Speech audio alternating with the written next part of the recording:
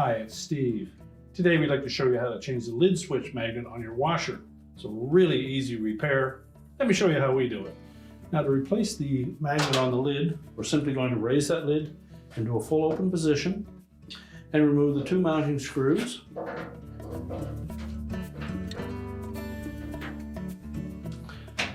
Discard the old magnet assembly. Now, when installing the new magnet, we want to make sure that the ribbed side faces against the bottom of the lid and that the beveled edge is towards the center of the lid.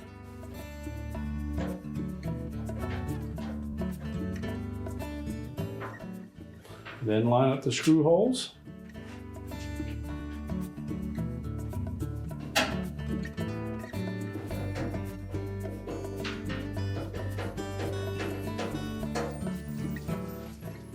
Install both screws before we tighten them to make sure that they're lined up properly.